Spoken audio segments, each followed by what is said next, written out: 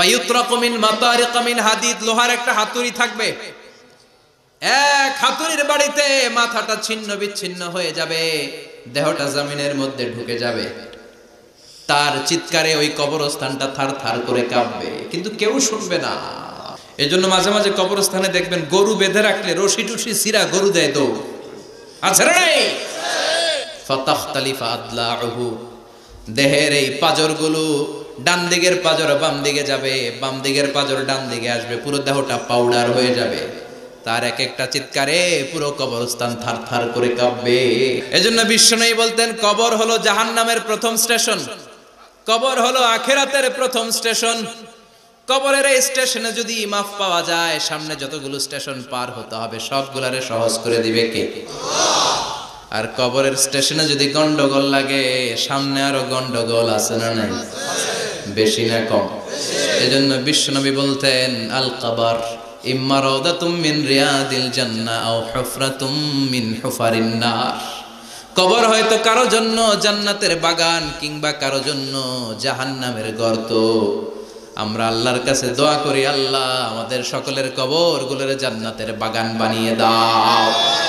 এজন্য বিশ্বনবী সব সময় দোয়া করতেন, আল্লাহুম্মা ইন্না নাউযু বিকা মিন আযাবিল কবর, ও আল্লাহ কবরের আযাব থেকে তুমি আমাদের বাঁচাও, পড়ে না আমিন। বিশ্বনবী বলতেন আমি দেখেছি কবরের মধ্যে তোমাদেরকে প্রশ্ন করা হবে, কবরে তোমাদের পরীক্ষা নেওয়া হবে, পুরো দুনিয়াটাই যেমনি পরীক্ষা, আখিরাতের প্রথম স্টেশন কবরেও পরীক্ষা আছে না নাই? প্রশ্ন আছে না নাই? কয়টা? জোরে বলেন। মুমিনদের জন্য 4টা, কাফিরদের জন্য 3টা। ভালো করে জানেন, চিল্লায় বলেন মুমিনদের জন্য কয়টা, কাফিরদের কয়টা? প্রশ্নপত্র ফাঁস করে দিছে কে? কথা কন। এরপরও যদি ফেল করি দোষ কার? দোষ আমাদের, আমাদের দোষ। কবর দেওয়ার পরে 40 কদম যখন আত্মীয়রা চলে যায়, দুজন ফেরেশতা আসবে, বসাবে। এই ঘটনাটা আমারও ঘটবে, আপনারও ঘটবে, বিশ্বাস হয়? প্রস্তুত আছেন তো?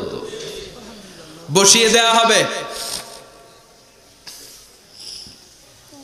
মুমিন বান্দাকে প্রথম প্রশ্ন করবে, আমার রব্বুক, তোর রবের নাম কি? মুমিন বান্দা বলিষ্ঠ কণ্ঠে বলে দিবে, আল্লাহ আমারে রব, এই রবি আমার সব। পড়েন, আল্লাহ আমারে রব, এই রবি আমার সব, দমে দমে তনু মনে তারি অনুভব, তোমার দুনিয়াতে আমি যেদিকে তাকাই, অথই নেয়ামতে ডুবে আছি সবাই, পাখ পাখালির গানে শুনি তসবিহ কলরব, তসবিহ কলরব, আল্লাহ আমার রব, এই রবি আমার সব। পড়েন আমিন। আমরা যেন আল্লাহ বলিষ্ঠ কণ্ঠে বলতে পারি, আল্লাহ আমার রব, তুমি কবুল করো। পড়েন আমিন।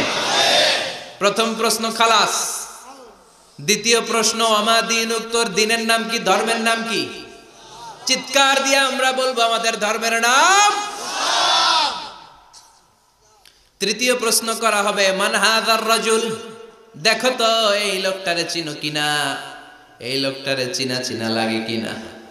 আমরা বলবো চিনি, মানি এই লোকের জন্য আমরা দুনিয়াতে সব করতে রাজি ছিলাম, এই লোকের জন্য আমরা দেহের প্রাণ ঢালা উচ্ছ্বাস ছিল আমাদের হৃদয়ে, আমাদের দেহের রক্তটুকু বিলিয়ে দিতে আমরা পৃথিবীর বুকে কুণ্ঠাবোধ করি নাই। চিল্লায় বলেন ঠিক কিনা?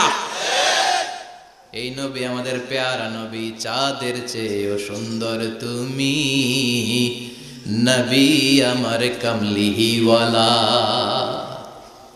চাঁদের চেয়ে সুন্দর তুমি, নবী আমার কামলিওয়ালা, দু জাহানের বাদশাহ তুমি, প্যারা নবী সাল্লে আলা, দু জাহানের বাদশাহ তুমি, প্যারা নবী সাল্লে আলা, চাঁদের চেয়ে সুন্দর তুমি, নবী আমার কামলিওয়ালা।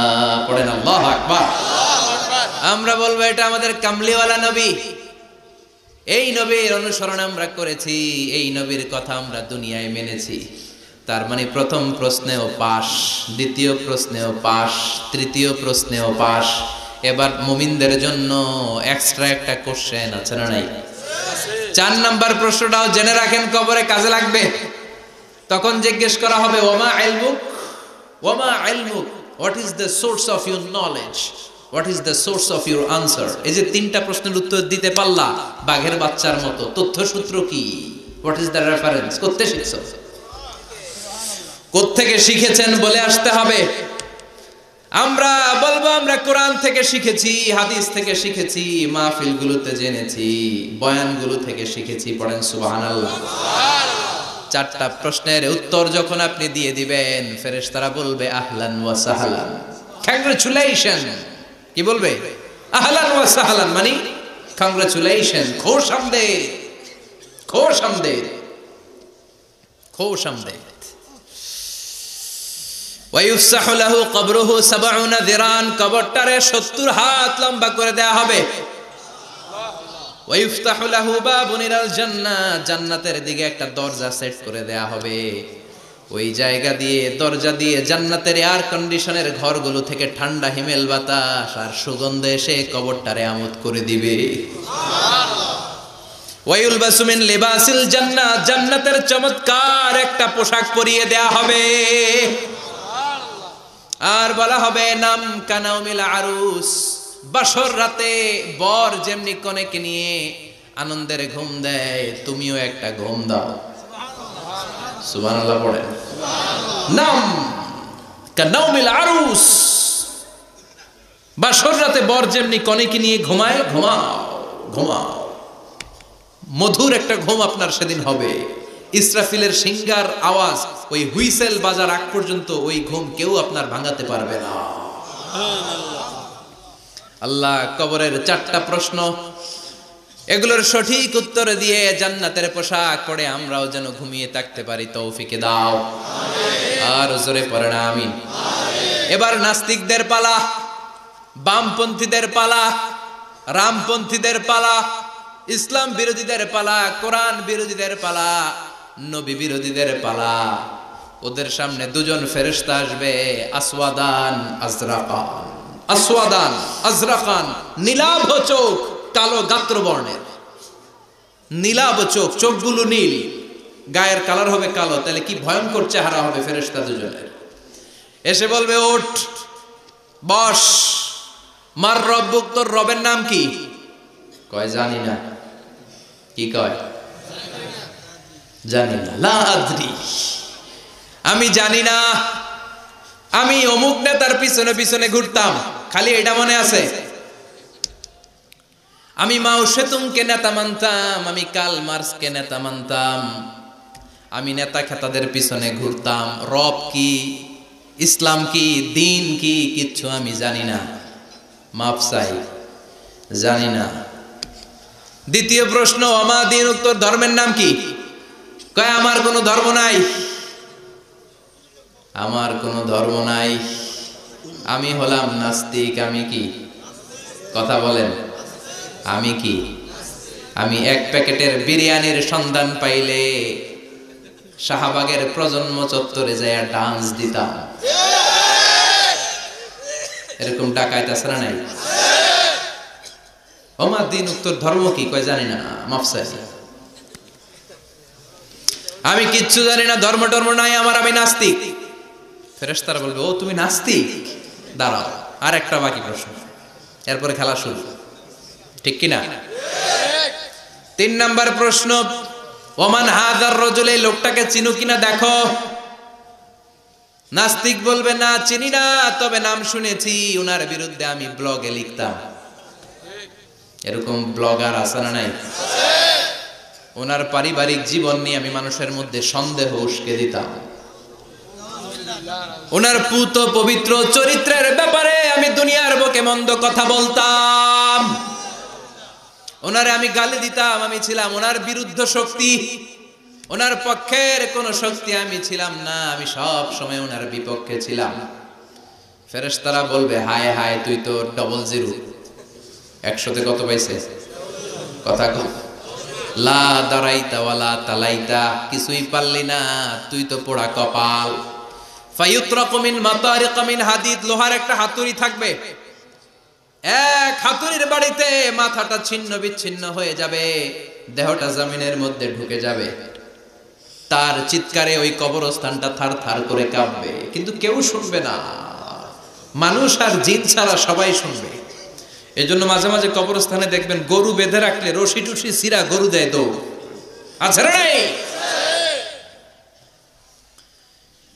এক একটা আঘাত এসে ছিন্ন বিচ্ছিন্ন হয়ে যাবে। ইউকালু লিল আরদি, জমিনকে বলা হবে ইলতাইমি, চাপ দাও, প্রেসার মারো। ফাতাখতালিফা আদলাউহু, দেহের এই পাজরগুলো ডান দিকের পাজর বাম দিকে যাবে, বাম দিকের পাজর ডান দিকে আসবে, পুরো দেহটা পাউডার হয়ে যাবে। তার এক একটা চিৎকারে পুরো কবরস্থান থার থার করে কাঁপবে। হাত্তা সা, আর এই খেলা চলতে থাকবে ইসরাফিলের সিংহা পর্যন্ত। মুমিনের ঘুম চলতে থাকবে ইসরাফিলের, আর ওর সাথে ফেরেশতাদের খেলা আছে না নাই? এটার নাম ফাইনাল খেলা। কি খেলা? কথা বলেন, আর জোরে বলেন। এজন্য আল্লাহ বললেন কবরে তোমার যেতেই হবে। আলহাকুমুত তাকাসুরু হাত্তা যুরতুমুল মাকাবির, কবরে তোমাকে যাওয়াই লাগবে, কবরের শাস্তি তোমার পেতেই হবে, কবরের পরীক্ষার সম্মুখীন তোমাকে হতেই হবে। জোরে বলেন ঠিক কিনা? এজন্য মাঝে মাঝে কবরস্থানে যাওয়ার দরকার আছে না নাই? বিশ্বনবী বলেছেন নাহাইতুকুম আন জিয়ারাতিল কবুর, আমি এক সময় কবর জিয়ারত করতে নিষেধ করতাম, আল আনা ফাজুরুহা, এখন বললাম কবর জিয়ারত করো, সমস্যা নাই, কিন্তু কবরে পড়ে থাকা ব্যক্তিটার কাছে কিছু চাওয়া যাবে নাকি? কথা বলেন। আল মাইয়িতু ফিল কবর কাল গরিকু ফিল বাহর, সাঁতার না জানা ব্যক্তি সাগরে পড়লে যত অসহায়, কবরে পড়ে থাকা ব্যক্তি তার চাইতেও বেশি অসহায়। সে আপনারে কি দিবে? আপনি দিয়ে আসবেন, যে আপনি সালাম দিয়ে আসবেন, দোয়া দিয়ে আসবেন, সে আপনার কিচ্ছু করতে পারে না, করতে পারে একজন, তিনি কে? এজন্য খবরদার, কবরস্থানে আগরবাতি দেয়া যাবে না, মোমবাতি দেয়া যাবে না, লাল শালু দেয়া যাবে না, মশারি দেয়া যাবে না। অনেকে কবরস্থানে মশারি টাঙ্গায়, আছে না নাই? কেন? মশা কামড়ায় তো মশারি দেয় কেন? ঘটনাটা কি? দেখবেন যে বেয়াদবটা কবরস্থানে যে মশারি দেয়, মাজারে মশারি দেয়, ওর বাপেরে মশায় খায়, ওর মায়ের ডেঙ্গু রোগ, কামড়াইতে কামড়াইতে ওর মায়ের ডেঙ্গু জ্বর, ওর বাবারে কামড়ায়, মশায় খায়, মারে মশায় খায়, মা বাবারে মশারে না দিয়া মাজারে দিয়ে আস, কপাল পোড়া। মাজারে মোমবাতি দিয়ে আসে, আছে না নাই? মোমবাতি কেন দেয়? ভিতরে আলো নাই নাকি? আহা, কপাল পোড়া। মোমবাতি দিবেন যেখানে ইলেকট্রিসিটি নাই, যেই ঘরে আলো নাই ওই ঘরে আলো দিলে আপনার বাবার কবরে আলো দিয়ে দিবে কে? আর মাজারে যে মোমবাতি দেয়, ছাগল দেয়, গরু দেয়, মানত করে, আছে না নাই? মানত করতে হবে একজনের নামে, ইন্নী নাযারতু লিররহমানি সাওমা, আল্লাহ ছাড়া কারো নামে মানত করা চলবে। এজন্য খবরদার, কবর জিয়ারত করবে, এজন্য কবরে গেলে মনটা নরম করে দেয় কে? বাবার কবর মাঝে মাঝে জিয়ারত করবেন, কবর জিয়ারতে বাধা নাই, কিন্তু কবরে পড়ে থাকা ব্যক্তির কাছে চাওয়া যাবে না। চাবেন কার কাছে?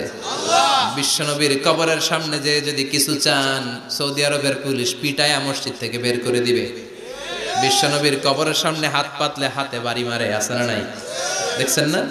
বলে অ্যাবাউট টার্ন, পিছনে ঘুরেন, কিবলা তো ওইদিকে, কিবলার মালিক আল্লাহর কাছে চাও, দিতে পারে তো একজন। এজন্য খবরদার, কবরে যে কিছু চাওয়া যায় না, কবরে জিয়ারত করবেন, যে সালাম দিবেন, কি দিবেন? আসসালামু আলাইকুম আহলা দিয়া মিনাল মুমিনিন ওয়াল মুসলিমিন ওয়া ইন্না ইনশাআল্লাহু বিকুম লাহিকুন আনতুম লানা সালাফ ওয়া নাহনু লাকুম তাবা ইয়ারহামুল্লাহ আল মুস্তাকদিমিনা মিন্না ওয়াল মুস্তাখিরিন নাসআলুল্লাহ লানা ওয়া লাকুমুল আফিয়া। বিশ্বনবী কবর দেখলে এই লম্বা দোয়াটা পড়তেন, চিল্লায় পড়েন সুবহানাল্লাহ। এর মানে হলো কবরবাসীরা সালাম, আল্লাহ আপনাদের উপর রহমত করুক, আপনারা নিচে আমি উপরে, তার মানে এই না আমি একদিন আসবো না, সবার গন্তব্য একটা, দ্য সেম ডেস্টিনেশন। আপনারা হয়তো কিছুদিন আগে গিয়েছেন, কিছুদিন পরেই আমরা আসতেছি। কথা বলেন, এটা মাথার মধ্যে ঢুকিয়ে দেয় কে? এজন্য কবর জিয়ারতের দরকার আছে না নাই? এজন্য আল্লাহ বললেন আলহাকুমুত তাকাসুরু হাত্তা যুরতুমুল মাকাবির, দুনিয়ার ভোগের সামগ্রী তোমাদেরকে পাগল বানিয়ে দিয়েছে, কবরে না ঢোকা পর্যন্ত তোমাদের এই গাফলতি কোনোদিন শেষ হবে? এরপর আল্লাহ বললেন কাল্লা, নেভার, কখনো না, তোমরা যে ভাবতেছো টাকা পয়সা ক্ষমতা তোমারে বাঁচিয়ে রাখবে, পারবে নাকি? কাল্লা সাউফা তা'লামুন, অচিরেই জানতে পারবা আসল ঘটনা কি। সুম্মা কাল্লা সাউফা তা'লামুন, অচিরেই জানবা কবরের জগৎটা কত ভয়াবহ। এজন্য বিশ্বনবী বলতেন প্রত্যেক নামাজি সালাম ফিরানোর আগে আল্লাহর কাছে 4টা জিনিস থেকে পানা চাবা। কয়টা? 1 হলো কবরের আযাব, 2 হলো জাহান্নামের আযাব, 3 হলো দিন দুনিয়ার ফিতনা, 4 হলো দাজ্জালের ফিতনা। বিশ্বনবী সালাম ফেরানোর আগে পড়তেন আল্লাহুম্মা ইন্না নাউযু বিকা মিন আযাবিল কবর ওয়া নাউযু বিকা মিন আযাবি জাহান্নাম ওয়া নাউযু বিকা মিন ফিতনাতিল মাহইয়া ওয়াল মামাত ওয়া নাউযু বিকা মিন ফিতনাতিল মাসীহিদ দাজ্জাল। পড়েন আমিন। এই দোয়াগুলো পড়ার দরকার আছে না নাই? এরপর আল্লাহ বললেন কাল্লা লাউ তা'লামুনা ইলমাল ইয়াকিন, যেদিন তুমি মৃত্যু নিজ চোখে দেখবা ওই দিন তোমার যে এক্সপেরিয়েন্স হবে ওয়াজ শুনে সেটা কোনোদিন হবে না। ইয়াকিন 3 ধরনের, একটা ইলমুল ইয়াকিন, মরতে হবে, এটা যখন জানি ইলমুল ইয়াকিন। এবার একদিন সামনে একজনের দেখলাম মরে গেছে, এটা হচ্ছে আইনুল ইয়াকিন, দেখলাম। আর যেদিন নিজে মরবো এটার বলে হাক্কুল ইয়াকিন, ঠিক কি না?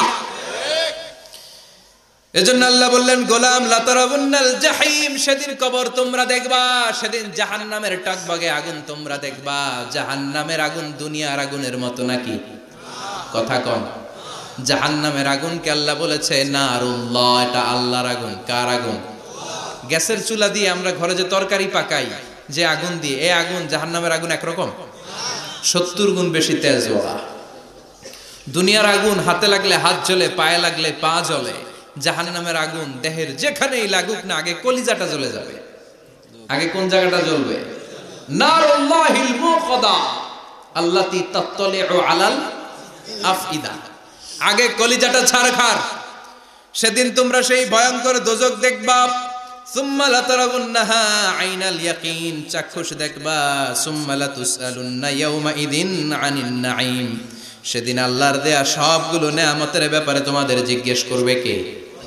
লাতুসআলুন্না ইয়াওমা ইদিন আনিন নাঈম। বিশ্বনবী একদিন রাতের বেলা ক্ষুধার্ত, প্রচন্ড ক্ষুধা, ক্ষুধার চোটে ঘর থেকে বের হয়ে দেখে আবু বকরও বাইরে, ওমরও বাইরে। ঘটনা কি? হোয়াট এ কোইন্সিডেন্ট, কেমনে মিলে গেল? বিশ্বনবী বললেন আবু বকর বাইরে কেন? কয় নবী ক্ষুধা। ওমর তুমি তো এই টাইমে বাইরে থাকো না, বাইরে কেন? কয় ঘরে খাওয়ার নাই, বিশ্বনবীর পেটেও খাবার নাই। বিশ্বনবী বললেন চলো এক আনসারী সাহাবীর বাড়িতে যাই। যে দেখেন সাহাবী বাড়িতে নাই, ফ্যামিলির লোকদের জন্য কুয়া থেকে পানি আনতে গেছে।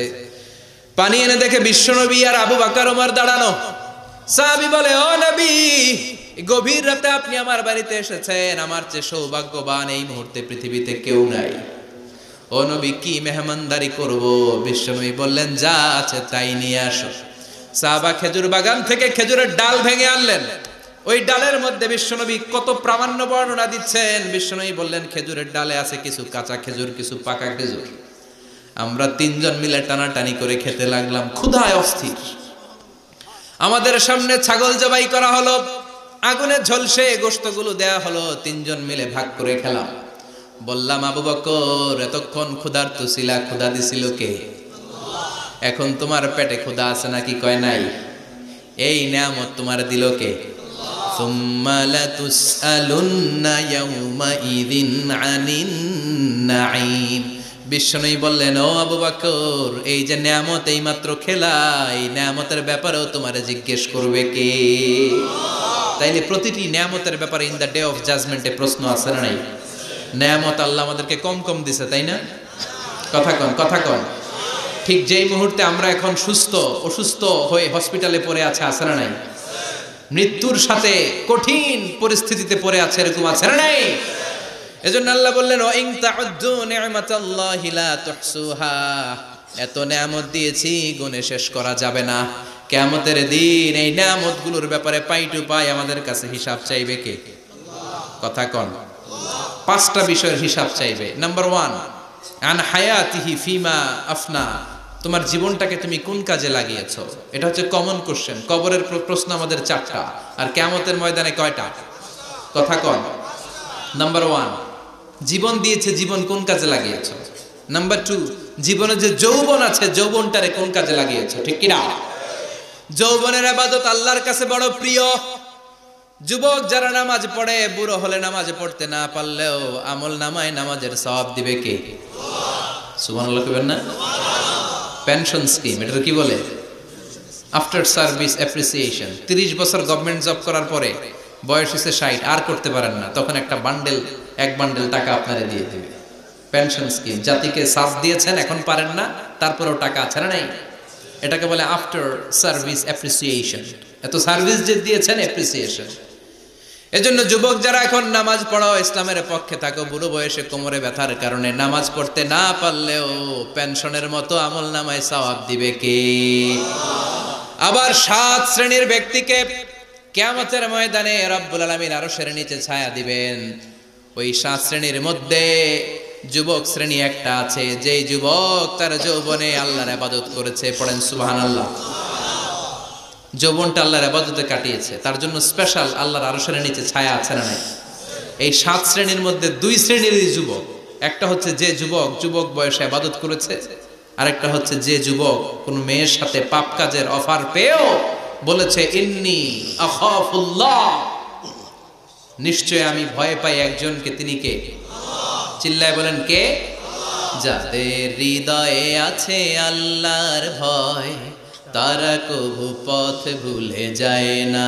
আল্লাহর প্রেম ছাড়া এই দুনিয়ায় কারো কাছে কোনো কিছু চায় না।